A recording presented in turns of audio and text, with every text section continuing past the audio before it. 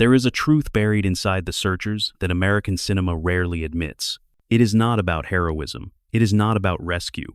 It is about obsession allowed to pass as virtue, and violence quietly reframed as destiny. Released in 1956, the film arrived, wrapped in grandeur and technical mastery, yet beneath its wide horizons lies a moral wound that never closes. The story asks audiences to follow a man whose hatred is never fully cured, only redirected, contained, and finally ignored. For decades, this film was taught as a masterpiece without confronting what it demands viewers forgive. The cost of that forgiveness did not remain on screen. It shaped generations of myth, memory, and silence. And once you see what was normalized here, you cannot unsee it. 1.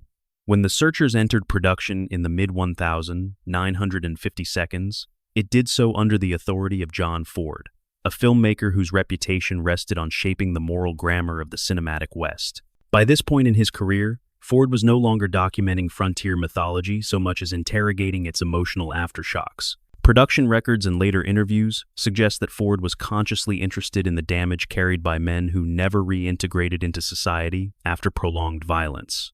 Yet, the film's marketing never reflected this intent.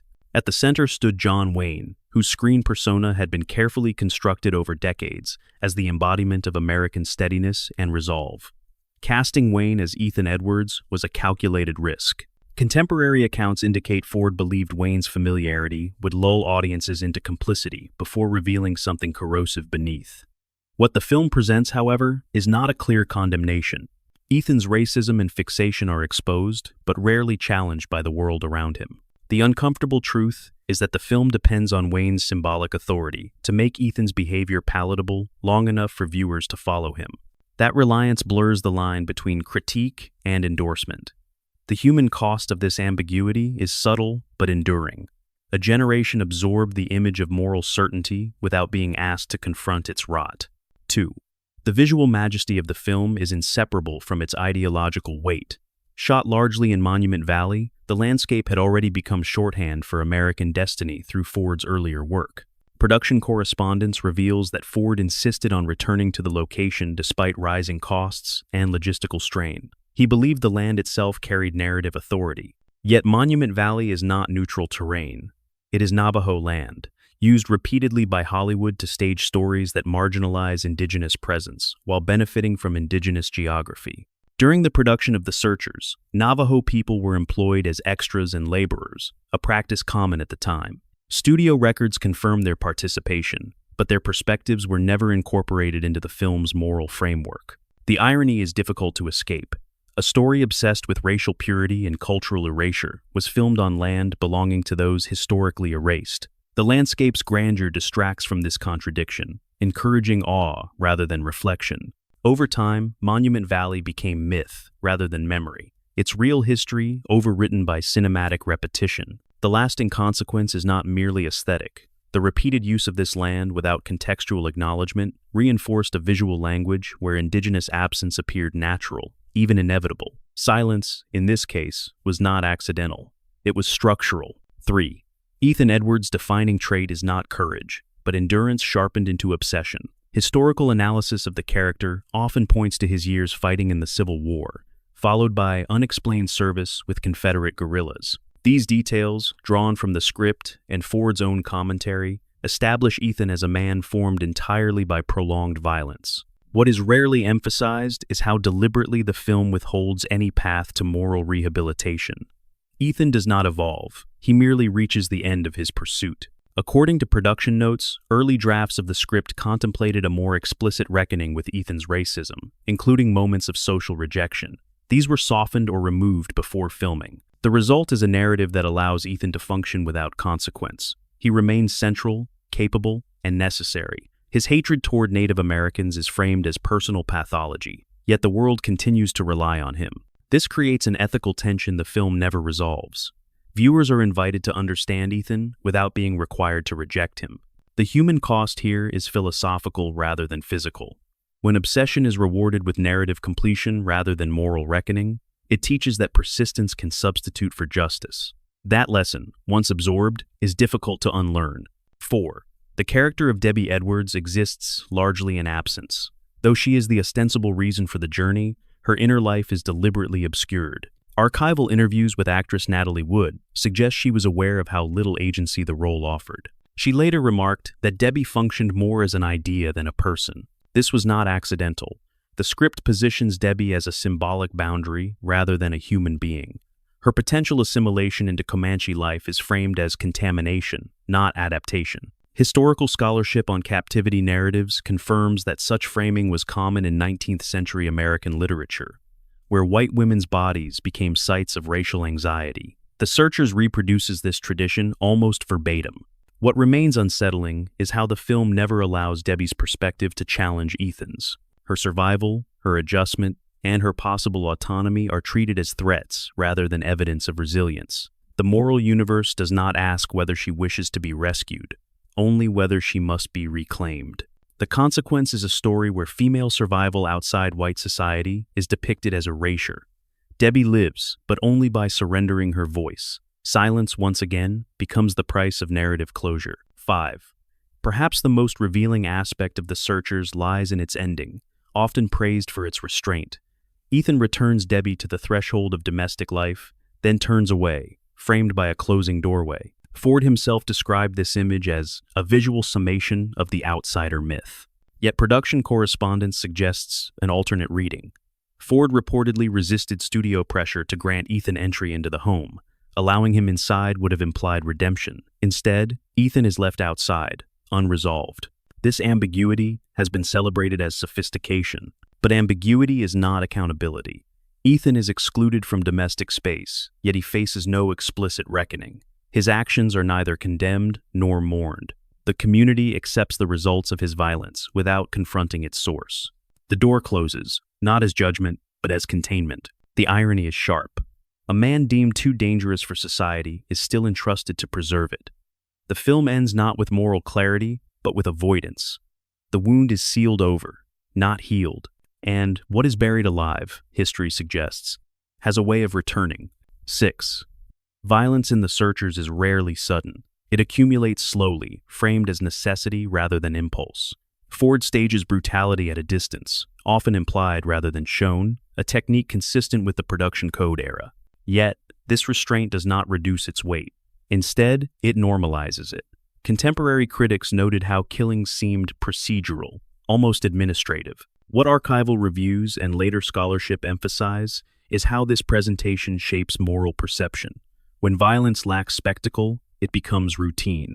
Ethan's actions, whether pursuit, threat, or execution, are treated as tools of order. The film rarely pauses to acknowledge emotional fallout. Deaths pass without ceremony, grief without expression. This aesthetic choice carries consequence. By minimizing reaction, the film trains viewers to accept violence as environmental, like weather. It happens, and life continues. The ethical discomfort is dulled, not by denial, but by familiarity. The lasting impact is subtle but profound. A generation learned to read violence, not as rupture, but as maintenance. In that reading, accountability becomes optional, and silence becomes a virtue mistaken for strength. 7. The portrayal of Native Americans in The Searchers reflects a transitional moment in Hollywood, one caught between entrenched stereotypes and emerging discomfort. Production documents show attempts at cultural specificity, language fragments, costumes, rituals, but these efforts remain superficial. The Comanche are defined almost entirely through threat. Historical context matters. In the 1,950 seconds, public awareness of indigenous history was expanding. Yet cinema lagged behind scholarship. Advisors were occasionally consulted, but narrative authority remained firmly colonial. The film's antagonists are given motive but not interiority. They act, but they are never allowed to explain. The uncomfortable truth is that this imbalance reinforces the very logic the film pretends to examine.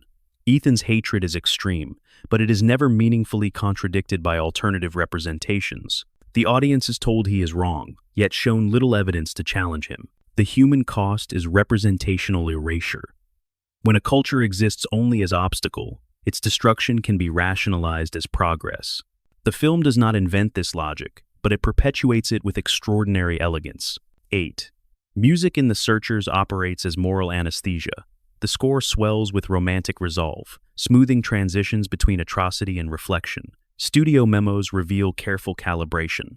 Themes were designed to elevate endurance and soften despair. This choice matters. Music instructs feeling where images hesitate. Scenes of pursuit are underscored with nobility, not dread. The audience is guided toward admiration, even when the actions on screen warrant hesitation. Over time, the score becomes an emotional alibi, excusing what the narrative refuses to interrogate. Film historians have noted how this technique aligns with mid-century American confidence. Resolve was celebrated, doubt was suspect. The score reflects that worldview faithfully. It does not question Ethan's journey, it sanctifies it. The consequence is emotional misdirection. Viewers feel uplifted at moments that should unsettle them. When art teaches audiences how to feel incorrectly, the error does not remain contained within the theater. It travels outward, reshaping memory itself. 9. The passage of time in The Searchers is deliberately ambiguous.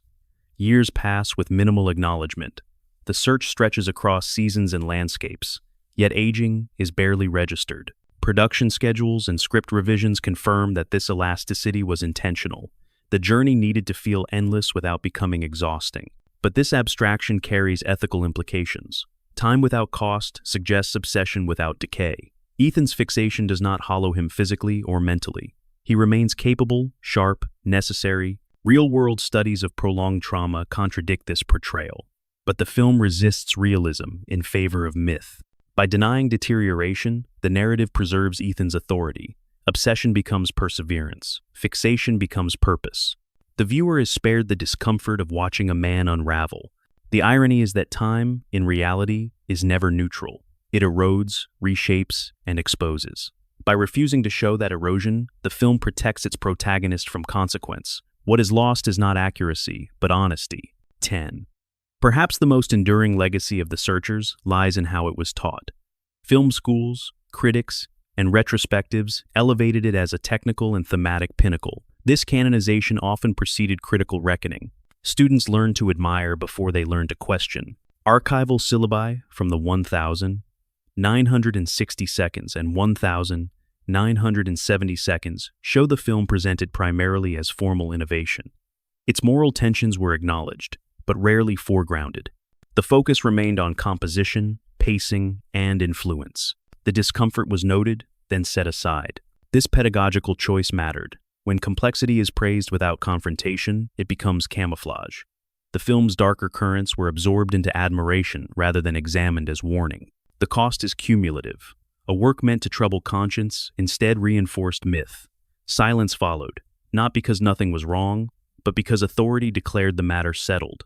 11. The domestic spaces in The Searchers are portrayed as fragile sanctuaries, easily violated and never fully restored. Homes appear briefly, often at the edges of the narrative, before being destroyed or abandoned. Production design notes indicate that these interiors were intentionally sparse, emphasizing impermanence rather than comfort. This choice reinforces a worldview where stability is temporary and protection requires constant vigilance. The frontier home is not a place of growth, but a perimeter to be defended. When it fails, the response is not mourning but pursuit. Grief is converted into motion. The ethical tension emerges in what the film withholds. There is little exploration of rebuilding, reconciliation, or communal healing. The domestic sphere exists primarily to justify violence elsewhere. Once it has served that purpose, it recedes. The human cost is conceptual. When home is reduced to a trigger rather than a destination, the idea of peace becomes abstract. What remains is motion without rest, a culture trained to respond to loss by extending the cycle that caused it. 12. The film's treatment of law is notably ambiguous. Formal institutions are weak, distant, or ineffective. Authority rests not with courts or councils, but with individuals willing to act decisively. This reflects a long-standing Western trope, yet The Searchers intensifies it. Script drafts reveal that moments of collective decision-making were pared back to maintain narrative momentum. What remains is a world where personal judgment overrides communal restraint. Ethan operates beyond oversight, guided by his own code. Others follow or withdraw, but rarely intervene. This portrayal carries consequence. When justice is individualized, it becomes inseparable from bias. The film gestures toward this danger but stops short of confronting it. Ethan's extremism is framed as excess, yet the system that enables him is never questioned. The irony is quiet but severe. A society that distrusts institutions, invites vigilantism, then pretends surprise at its outcomes. The film reflects this logic faithfully, without offering an alternative. 13. Humor appears sparingly in The Searchers, often through secondary characters. These moments provide relief, but also displacement. Tension is redirected away from the central obsession, diffused through caricature and interruption. Production correspondence suggests that such scenes were included to balance tone, in keeping with audience expectations of the era. Yet their placement is telling. Humor frequently follows moments of moral unease, allowing the narrative to move forward without resolution. This technique has consequence. Laughter becomes a solvent, dissolving discomfort before it can crystallize into reflection. The audience is permitted to exhale, to forget what has just occurred. The cost is subtle erosion. When unease is consistently neutralized, it loses authority. The film teaches viewers how to recover from ethical tension without addressing it. Over time, this pattern trains emotional reflexes that favor relief over reckoning. 14. The passage of cultural memory surrounding The Searchers reveals a narrowing of interpretation. Early reviews expressed discomfort with Ethan's extremism, noting its severity. Later criticism often reframed this discomfort as depth, complexity, or tragic necessity. This shift reflects broader cultural changes. As the Western genre declined, its artifacts were preserved as art objects rather than social documents. Context faded, form remained. The film's moral abrasiveness was absorbed into aesthetic appreciation. What is lost in this transition is urgency. When a story is admired at a distance, its warnings become decorative. The ethical challenge it posed to its original audience is softened into academic interest. The irony is historical. A film about obsession was itself absorbed obsessively, studied for its craft while its discomfort was rendered inert. The danger it depicted was preserved, but defanged. 15. The final image of The Searchers has been endlessly replicated, referenced, and reinterpreted. The doorway framing became iconic, symbolizing exclusion, solitude, and mythic closure. Its repetition across cinema transformed it into shorthand. But repetition dulls meaning. What began as an unsettling image became familiar, then comforting. The outsider trope was aestheticized, detached from its moral implications. Ethan's isolation was read as poetic rather than cautionary. This transformation carries consequence. When symbols outlive their context, they risk inversion. What once warned against unexamined hatred becomes an emblem of rugged individuality.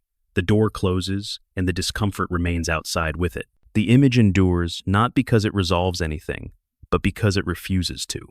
In that refusal, audiences found beauty and perhaps permission. 16. The influence of The Searchers on later filmmakers is well documented, often celebrated without reservation. Directors cited its visual language, its moral ambiguity, its willingness to center an unlikable protagonist. What is less frequently addressed is how selectively that influence was applied. The aesthetic was adopted more readily than the ethical unease. Subsequent films borrowed the lone figure, the vast landscape, the sense of haunted persistence, but stripped away the discomfort that made those elements meaningful. The obsession remained, but the critique faded. Violence became stylized. Hatred became shorthand for toughness. This selective inheritance matters. When form is detached from consequence, it becomes empty gesture. The film's warnings were not transmitted with its techniques. What survived was the image of resolve, not the cost of it. The irony is generational. A film that quietly questioned myth helped build a new one, smoother and less self-aware. The reckoning was admired, then ignored. 17. Race in The Searchers operates not only as theme, but as structure. The narrative is organized around exclusion, hierarchy, and fear of contamination. These ideas are not confined to dialogue. They are embedded in pacing, framing, and resolution. Historical scholarship suggests that audiences of the time would have recognized these anxieties instinctively. Post-war America was negotiating its own boundaries, social, racial, ideological. The film reflects that moment without offering distance from it. Ethan's extremism is personal, but the world around him is sympathetic to its logic. The uncomfortable truth is that the film does not imagine coexistence. It imagines containment, removal, and return. Difference is tolerated only when it disappears. The cost of this imagination is lasting. Stories teach possibility by example. When cinema cannot envision shared humanity, it reinforces the belief that separation is natural, even necessary. 18. Silence plays a crucial role in the film's moral economy. Characters rarely articulate doubt. Moments that could invite reflection pass unmarked. The absence of speech becomes a form of endorsement. Production culture of the era favored restraint, but restraint here functions as avoidance. By refusing to name wrongdoing, the film allows it to persist unchallenged. Ethan's most disturbing intentions are implied, not spoken. The audience is trusted to understand, but not asked to respond. This silence carries ethical weight. What is left unsaid often shapes perception more powerfully than what is declared. In The Searchers, silence shields both characters and viewers from accountability. The irony is stark. A film renowned for its complexity relies on omission to maintain coherence. What it cannot reconcile, it simply leaves unspoken. 19. The endurance of The Searchers in popular culture has ensured its continued reinterpretation.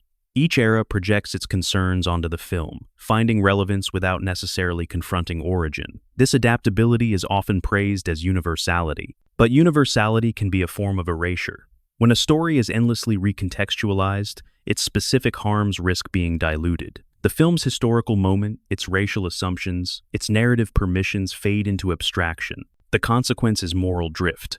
A work rooted in particular anxieties becomes a canvas for general themes, stripped of responsibility.